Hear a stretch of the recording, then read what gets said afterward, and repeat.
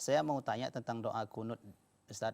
Di Iya. musola tempat saya solat berjamaah, solat tidak pakai doa kunut. Apakah sah solat jamaah kami, Ustaz? Silakan, Ustaz. Jawabannya sah. Sah, iya. Ya, kalau seandainya rukun dan syarat sah salatnya sudah terpenuhi, ya rukun salatnya sudah dilakukan semua, ya, menutup aurat, salat setelah waktu masuk dan pada waktu masuk menghadap kiblat, ya, kemudian salat dengan bersuci dan yang lainnya, maka salatnya sah.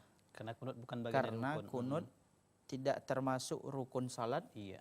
dan juga tidak termasuk syarat sah salat Betul, Ustaz. dan juga tidak termasuk ya wajib dalam salat, hukumnya sunnah.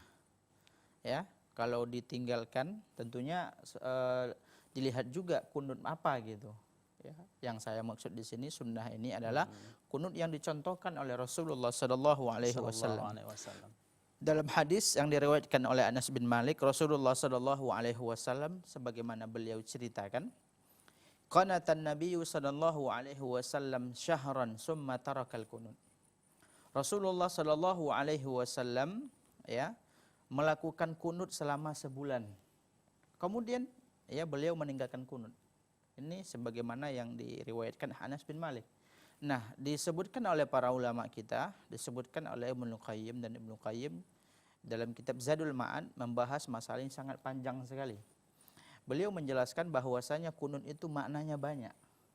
Yang pertama, yang diantara maknanya adalah italatul qiyam, yaitu lama berdiri ketika sholat. Dan itulah ya tafsir daripada hadis. Kalau seandainya ada ulama, memang ada hadis, ya hadis ini menjadi hadis yang diperselisihkan. Mazalan Nabi sallallahu alaihi wasallam, hadis Anas juga kalau saya tidak salah. Mazalan Nabi sallallahu alaihi wasallam yaknutu fil fajri hatta faraqad dunya. Ya, Rasulullah senantiasa kunut pada salat subuh sampai beliau tersebut meninggal dunia. Nah, pertama hadis ini diperselisihkan. Dan kalau saya pribadi lebih cenderung kepada hadis ini dhaif. Ini sebagaimana dinukil oleh Al-Imam Ibnu Qayyim dalam kitab Al-Hadi, dalam kitab Zadul Ma'ad.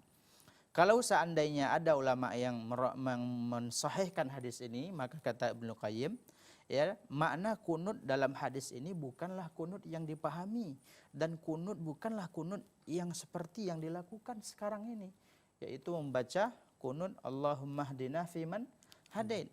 Dan kunut ini, ya, hadis doa kunut ini diriwayatkan dari Hasan bin Ali, dan doa ini adalah doa kunut witir, bukan doa pada kunut salat subuh. Ya, jadi sebenarnya kunut salat subuh ini diperselisihkan oleh para ulama. Ya, mazhab Syafi'i mengatakan itu dianjurkan, sedangkan ya mazhab yang lain mengatakan itu tidak dianjurkan. Dan Ibnu Qayyim telah membahas panjang lebar bahwasanya tidak dianjurkan kita untuk terus-menerus kunut pada salat subuh.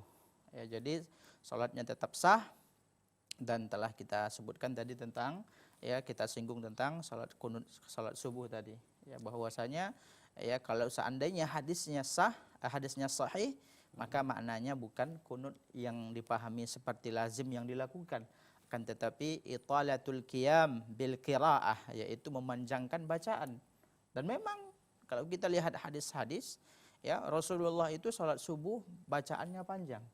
Makanya dalam hadis Rasulullah mengatakan asfiru bil fajri fa innahu a'zamu lil ajri. Ya, panjangkanlah bacaan ketika salat subuh. Ya, sampai matahari itu isfar. Ya, sampai pada waktu isfar. Mulainya di waktu ghalas, keluarnya di waktu isfar. Ini menandakan bacaannya panjang. Fa innahu a'zamu lil ajri. Karena inilah akan memberikan pahala yang lebih besar. Ya, jadi demikian kesimpulan jawabannya, salatnya sah. Oke. Wallahu a'lam.